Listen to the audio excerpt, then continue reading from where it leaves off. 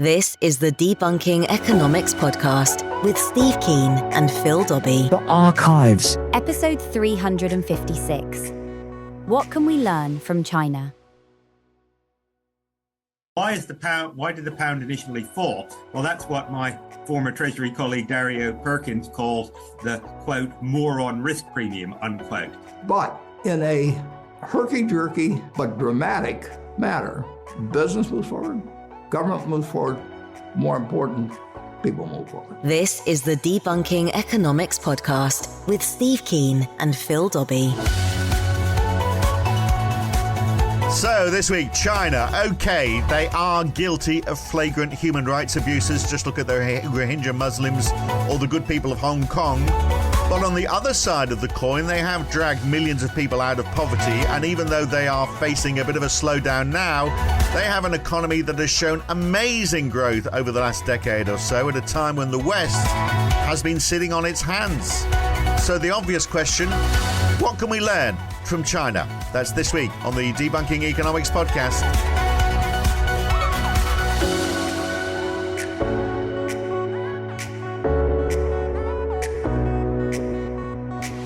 So, Steve, I mean, you caused a bit of a storm lately. No, never. When you were talking about how Soviet-era Russia didn't innovate because they didn't have competitive industries, the whole central planning approach.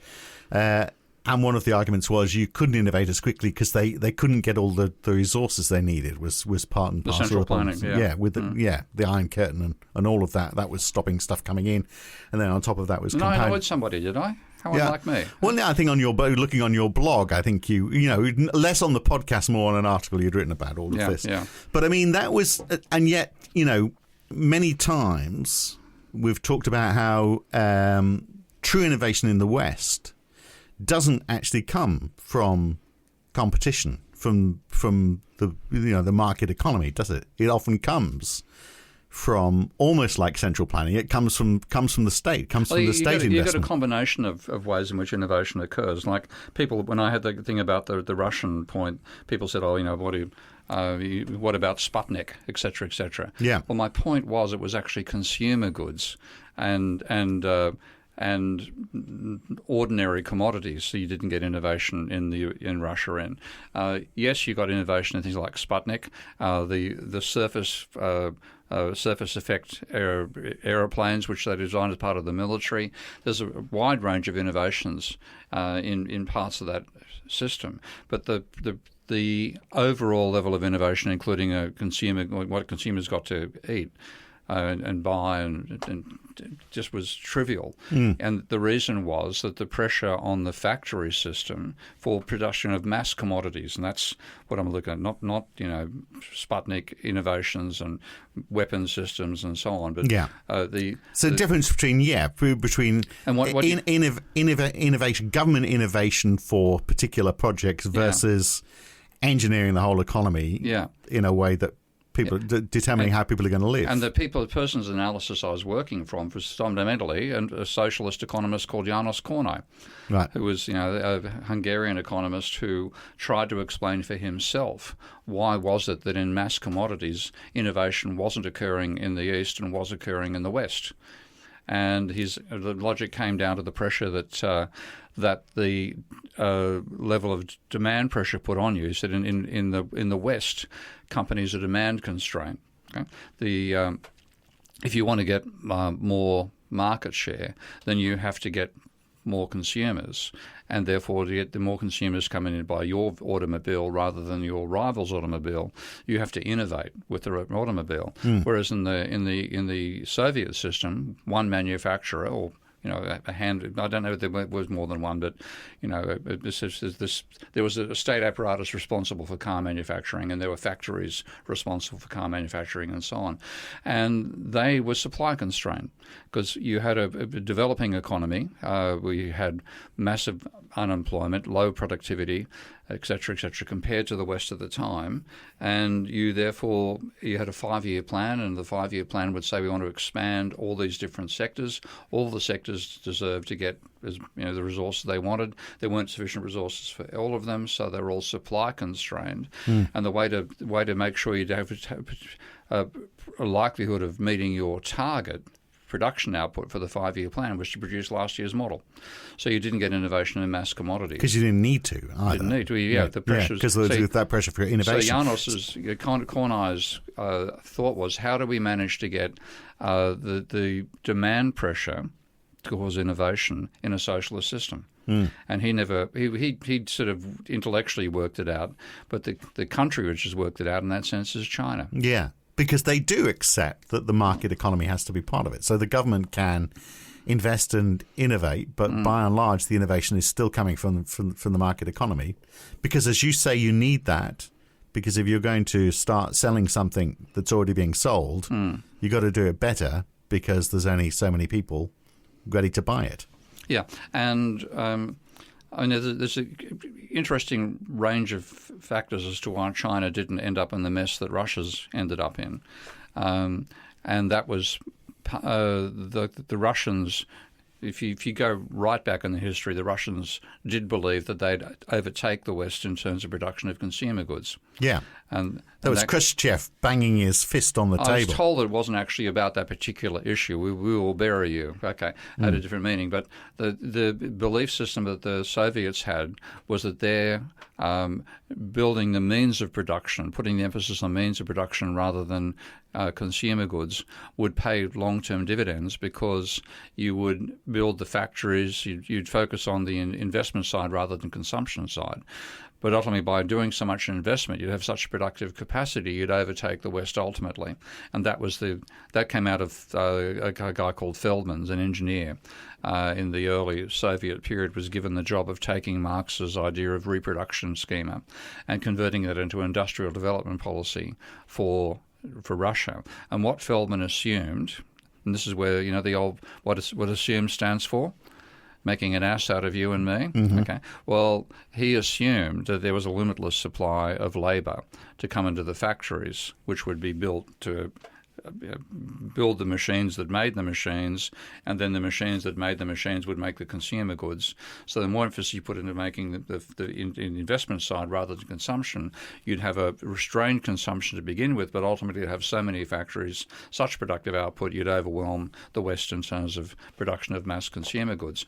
Now, the failing was the assumption you had a limitless supply of labour. Because what actually happened was... So you couldn't build the machines in the first place? Well, you could build the machines initially, but if you dragged all the serfs or the ex-serfs off the fields into the factories, then ultimately you reached a labour constraint. So you could grow very rapidly. If you began with... You also have nothing to eat. Huh? You'd also have nothing to eat. That was another slight issue, problem. Okay. But what it gave you was when there was a period of unemployment caused for structural reasons, and that can be the aftermath of the First World War when the Soviets actually took over. It can be after the Second World War when you had to rebuild the factories after the German demolition and so on. Then it was really rapid growth of the Soviet productive capacity. But then you hit the labour constraint. When you hit the labour constraint, you can only grow at the rate of either the labour force growing or your innovation. Now, if you had a system which encouraged no innovation, then you would grow more slowly than the West, where you had population plus innovation. So the huge reason, going back virtually 50 years. So they hit a ceiling, in effect. It hit a ceiling. It hit a ceiling. And therefore, once you hit the ceiling, it'll only grow at the rate of population growth. Whereas the West, which still had that innovation advantage, would grow at the rate of population plus innovation. Right. And you get the wide range of goods in the West as well. So, and China has that as well, because they have it's a government-funded research-based economy that accepts the fact that there is a market economy fundamental that operates. So they're a hybrid system. Yeah, really. And it's worked. It's worked extremely well. I mean, I was in China in 81, 82, and that was to run a conference on journalism between Australian and Chinese journalists. And I literally saw the world with the Mao suit. The time we arrived happened to be when the trial of the Gang of Four was going on. And the Gang of Four, that was a boy band, okay? People, Madame Mao and her supporters after the death of Mao, and they were extreme state centralisation and so on. And Deng Xiaoping managed to defeat them at that stage, and they were enshrined for crimes against humanity. But you then had Deng Xiaoping saying, I don't know whether it's a black cat or a white cat as long as it catches mice. The argument being is what works that matters, not an ideology. And you had So they weren't being as prescriptive. But they did actually exploit American technology and American greed. Yeah. And this is what I found when I went to the Shenzhen Free Trade Zone. The Free Trade Zone had a rule that because the wages in China were 1/30th what they were in America. So if you could say we're going to let American corporations come in and pay 1/15th of the wages that they paid, and pay people twice as much as they get locally. So they work in your factory, but 1/15th what you're paying in America. Then you could get this huge advantage. You're paying much, much less for your labour. You also had lower regulation costs to worry about as well. So there's a huge increase in the profit rate for American corporations. And don't worry too much about trademarks or copyright or intellectual property and stuff like that. They pretended to at the time. But what you also told them was so long as you have a Chinese partner who within 3 years, either 3 or 5, I've forgotten now, but either 3 or 5 years the Chinese partner had to own half the business. Now that is incredible. Because it shows the huge cost advantage that existed that American corporations, even facing giving away half the ownership, would actually come out substantially ahead of it. So they say, we'll take that deal. Yeah. Now what it meant was you built a whole range of Chinese corporations and Chinese billionaires with the know-how. So Yeah. they got the idea was to get the American technology as fast as possible and then to build a capitalist class, but a capitalist class which was beholden to the Communist Party. Yeah. Okay. So you got this. It is a very interesting hybrid. And they did go through that whole process of, copycat goods as well, didn't they? Oh, Which yeah, was, well and truly. So the Shanzai, I think it was called, wasn't it? Which was, because a lot of it was, particular to one region, but it was... The Shenzhen Free Trade Zone? Yeah. But they call it, the Shanzai was what they called that whole period of creating those copycat goods. Yeah. So innovating rather than... copying rather than innovating, but then I think from that they've now switched to innovating rather than, as well. Yeah. Or more so, in fact. So I guess it's going through a phase of their transition was learning how stuff works. Yeah, I know one of my favourite anecdotes. I'm sure I've told it on the podcast before, but there was a Chinese delegation to Sydney, and one of the delegates went into the bathroom and didn't come out. And they finally panicked and thought maybe he's had a heart attack. And so they finally opened up his cubicle, and there he was taking apart the toilet to work how a double flush toilet system works. So what you had is to get to the top of the Chinese Communist Party, it often helped to be an engineer. So you had genuine engineers who genuinely wanted to know how stuff worked. And that was, I think that's a major reason, again, for the success of the Chinese system. Yeah, well, and look, actually you can't knock it, can you? In that, first of all, the engineers driving it, but also this quest to try and find out how stuff works. If the idea is, well, how do we improve on it? That gets back to the idea of, that you've got to innovate to stay ahead. So you look at, in the social media space, for example, everything's a copy. There's WeChat and so WeChat is you could say, well, that's a rip-off of all the other social media that exists. But it also adds things that the other ones don't have, like the extent to, I haven't used WeChat, but my Chinese friends tell me you can do literally everything on. You can do your banking, or it's much more effective. They have out-innovated the West in a lot of areas. 1 billion users it's got, so it's got twice the users of Twitter. Wow. So, in a short space of time as well. And it's that whole thing about the speed at which stuff is done in China as well. They just seem to get on with it. And that's like one of my friends was a construction academic, and he was raving, this is a decade or two ago, about apparently some city in China built a skyscraper in a day.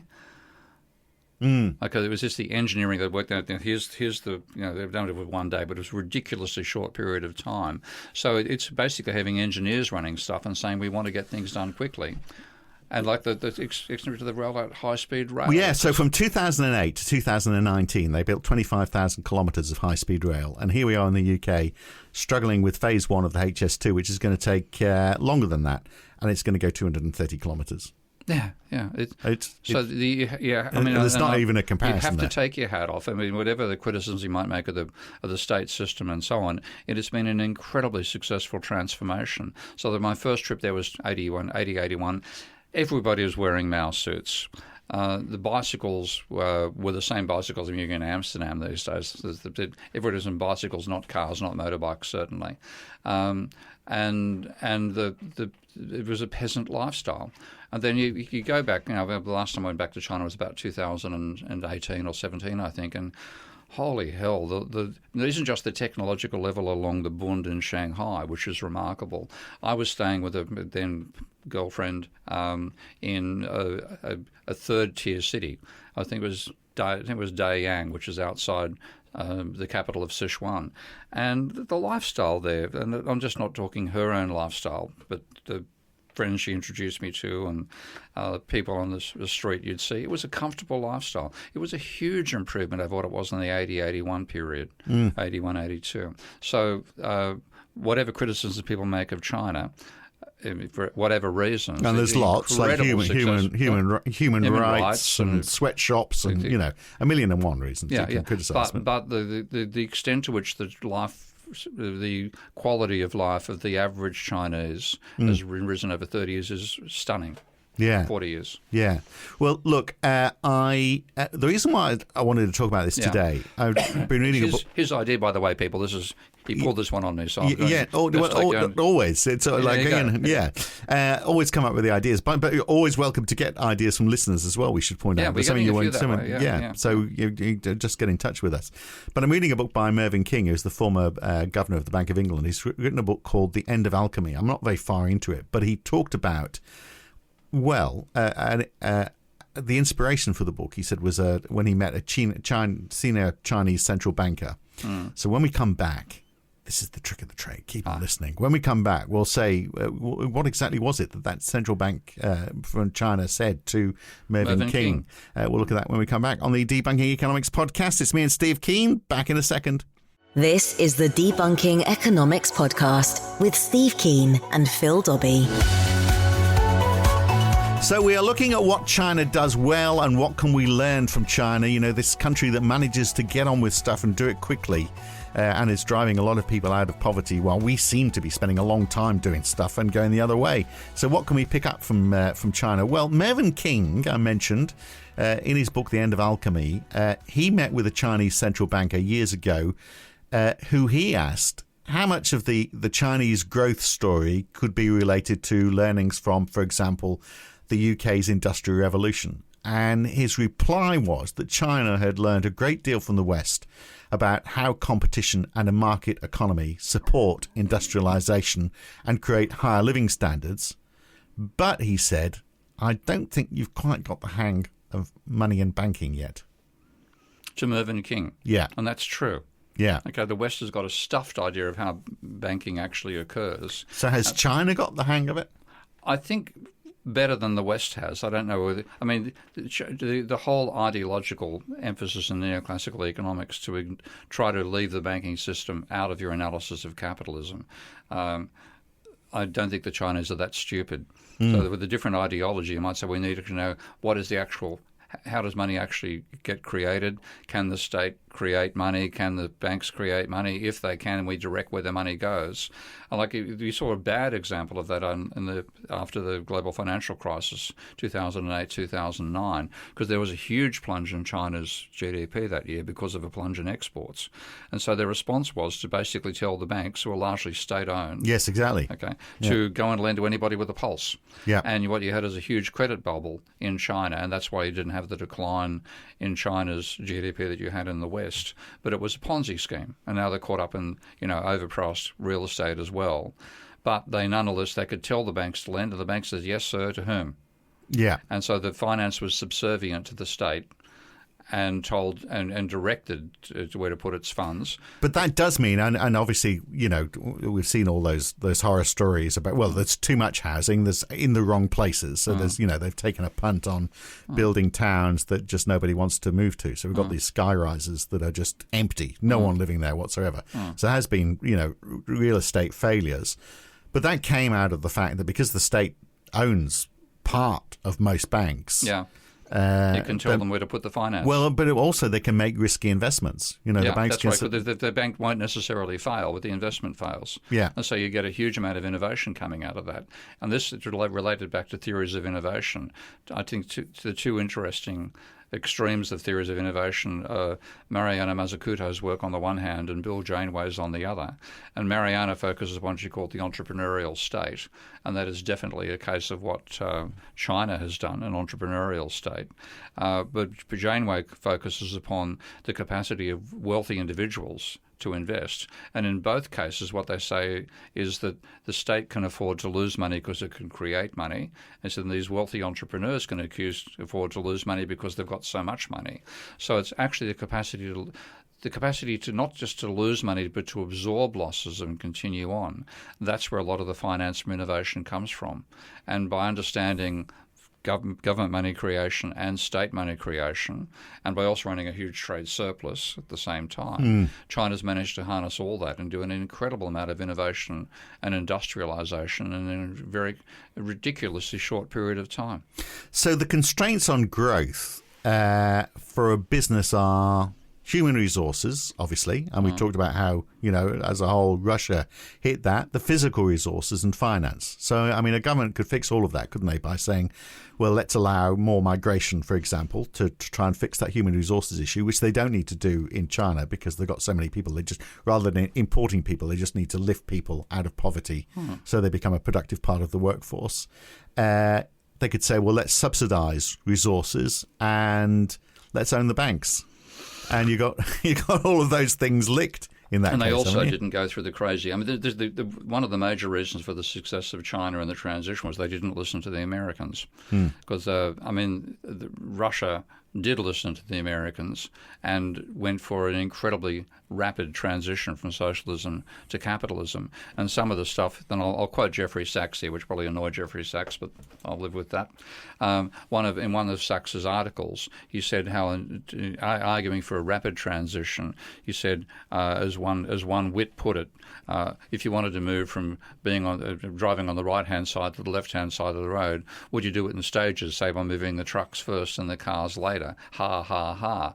Well, the Chinese response to that same sort of shit from the Americans was to say, like they said, you want to go from one system to another, so you've got this huge chasm, and you want to leap across the chasm from socialism to capitalism. You don't want to, take a step and go off the edge. And they said, well, our analogy is walking across a river.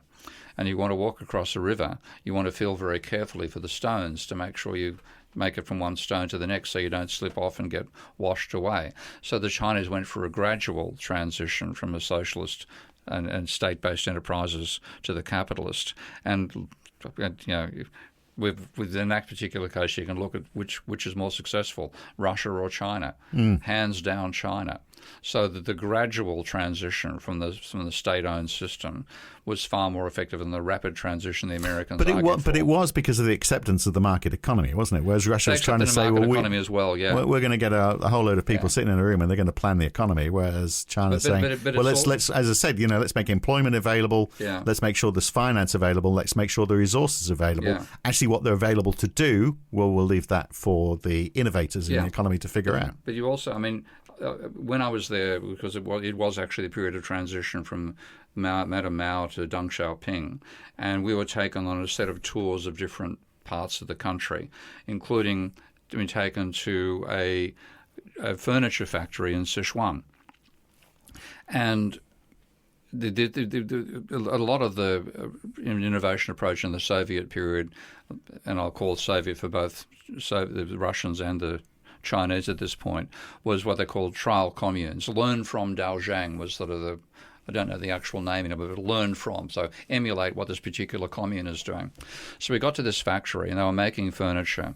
And my first question was, where is your market? Where do you sell to? Well, 80% of our output goes to Shanghai. Oh, why does it go to Shanghai? Oh, we have a state factory there buys our outputs. Well, how did you manage to line up the deal with the state factory? We sent out, and I'm not joking, the translation was we sent out propagandists. Okay. So I think they're called marketing people, aren't they? Marketing people, yeah. Propaganda, same thing. Yeah. Okay. But what that meant was that rather than what they imagined was each of the factories that started off could also get the same success. But they said, well, if 80% of your sales are going to one factory, which is a state factory that was told to buy goods off you, then only the 20% of your growth and output is feasible to expand, not the 80%. So I just saw a potential for failure from that point of view. Well, that sounds like a whole Russian approach. Yeah, and it would have fallen over in that case. And the other side of the hangovers from the socialist side we saw in Shanghai, because I think I've mentioned this before in talking about China's transition, and again the very, very early period of it. There was the stats that came out just before I took the journalists to the tour was that heavy industry output had increased by 17%. Sorry, light industry output had increased by 17%, but heavy had fallen by 8%. And we couldn't make sense of the, do you need heavy industry to produce light industry? How could one go up and the other go down? That big a disparity. And we finally got our answer from the guy who was introduced to us as the economic boss of Shanghai, and he said, well, the Communist Party sent out a directive to promote light industry. So what did you do? Quote unquote in the translation, we stripped heavy industry factories and turned them into light industry. Now, that I saw as a complete failure. Yeah. The one thing that gave me hope was the experience of seeing the people in the Shenzhen Free Trade Zone, and there they were going to bring American technology over from the West. They were going to force the Americans to transfer not just the technology but also ownership of capital and create their own capitalist class. I said this will work. So I think the combination of the export orientation plus the bringing over the technology, plus wanting to create their own capitalist class, but keeping that capitalist class subservient to the Communist Party, and then having an objective for social development as well at the level of the Communist Party itself. That combination has worked, and it's a form of state capitalism. And over that period, so from 1999 to 2015, China's poverty rate fell from 40 and this is the global definition of poverty, which is less than $1.90 US dollars per day. So the rate in China fell from 40.3% below the poverty line to 0.5% in that period. And I can 16 years. Speaking as a regular tourist to China from about, originally back in 81, 82, but then quite a few times in the 2010s. You could, wherever you travel, just keeping your eyes out and looking at what the average people seem to be doing, like local restaurants and parks, and people's lifestyle, quality of life has risen dramatically in China. That's and they're astonishing. Aware of it. Yeah. And this is a but huge... and obviously it doesn't happen by accident, No. and that focus on trying to move people up the wealth ladder. I guess because the more you do, the more you've got that human resource that you can use to help the economy grow as well. Whereas in the West, we are happy to see regional disparity grow. Yeah. It's going the other way here, isn't it? Blaming individuals for falling off the system. Yeah, so the poor get poorer, turning to food banks to survive, and wonder why the economy's not growing. Yeah, so you're having a sort of sense of national objectives and trying to limit inequality and cause innovation and choose your sectors where it occurs. The neoclassical way of knocking that is you can't pick winners, but what the West has done instead is pick losers. Yeah, but I mean, it's still in the West. Socialism obviously is a dirty word, but it's you look at the impact it can have. Yeah, and it's been successful. They said it's a sort of state-directed capitalism. Yeah. But you certainly can't have the old Soviet idea of ownership of the means, state ownership of the means of production, and single producers, et cetera, et cetera. So the Chinese have managed to work a very successful blend. And education is part of it as well. There's been a huge change in that. So in 1949, they had an illiteracy rate of 80%. 80% couldn't read all right. Now, 99% of school-aged children have a 9-year school education at the very least, and they've obviously got heavy investment going on in universities as well. 4% of China's GDP is the education sector, which actually is on a par with the UK. So that is quite a move up, isn't it, from a country where 80% couldn't read all right? It's huge, yeah. So as much as I can be critical of China at different issues today, I have to acknowledge that the incredible success of that period from 81, 82 through to 21, 22, like 40 years of dramatic industrialization, dramatic improvement in living standards, and a system which enabled both innovation by corporations, the formation of corporations, but overall a subservience to a state where the state saw itself as having a responsibility to the mass of its people.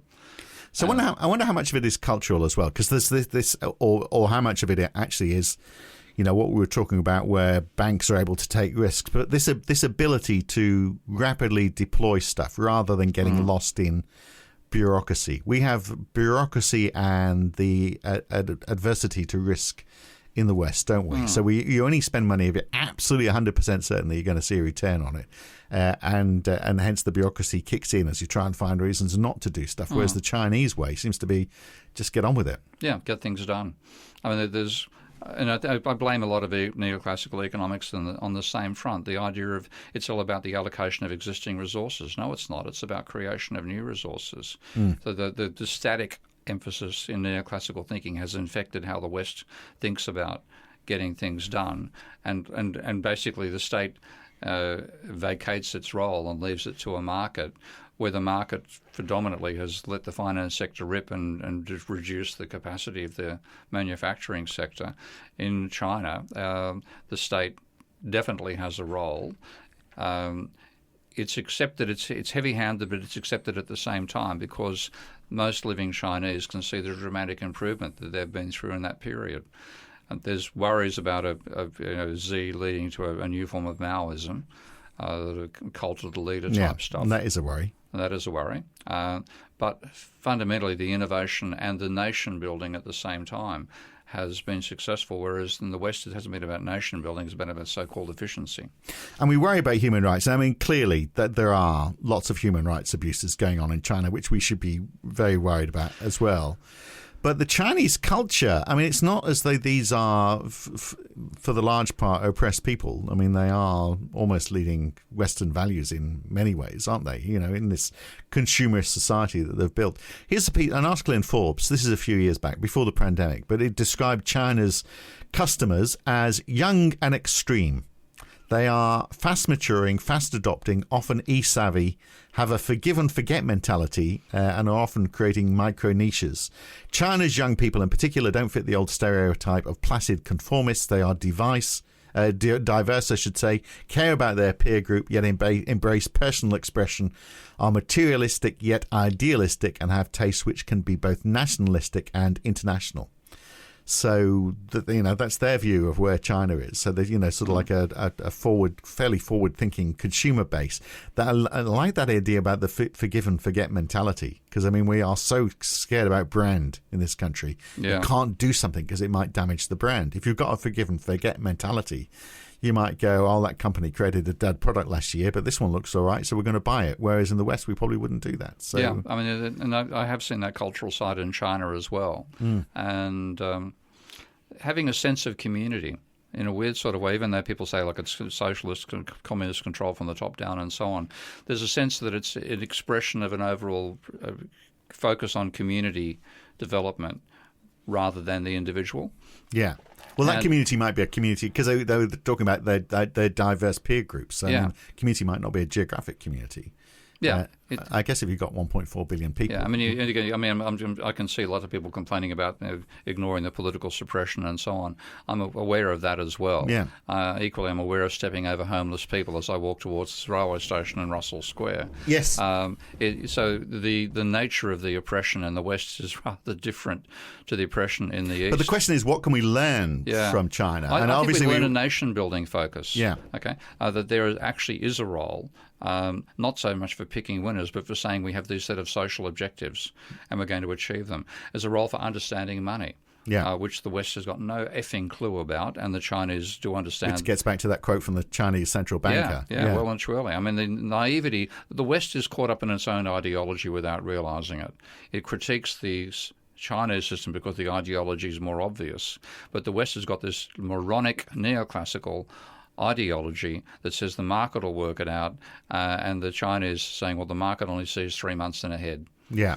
So we need to, things like building infrastructure, funding risk ventures Yeah. with some government money sitting behind it, or government support for banks so that banks are able to take and by them. having understanding of how money is created, not worrying about losing money, saying, okay, well, that was an unsuccessful innovation. Let's try the next one. All right, final point then. I mean, what about also having a big market? You can do stuff in China because you've got a big huge demand. fact. I mean, It's 1.4 billion rather than 65 million. Like I've seen some good arguments from economic geography on this front as well. That one reason why America is so much stronger than Europe as a bloc is it's one between the Appalachians and the Rockies. I think it is. You've got this huge open plains, and you can scale. You can move sideways in ways that aren't possible in Europe, where you hit the Alps, the lowlands, the geographic and the cultural diversity of Europe get in the way of it being as successful as America. Whereas China, even though it does have cultural diversity, there are definitely 18 different major language groups, all using the same script, which is amazing, but you do have those different cultural groups. But the scale means you can spread stuff across those huge plains. So the open plains of China and the open plains of America are partly why they've been more successful than as an industrial nation than Europe. But that would be a reason, wouldn't it, for Europe as a whole to say, yes, well, we need... Imagine if all those countries had a trading bloc, for example. That was the motive, but they stuffed up on not understanding money, the bloody euro.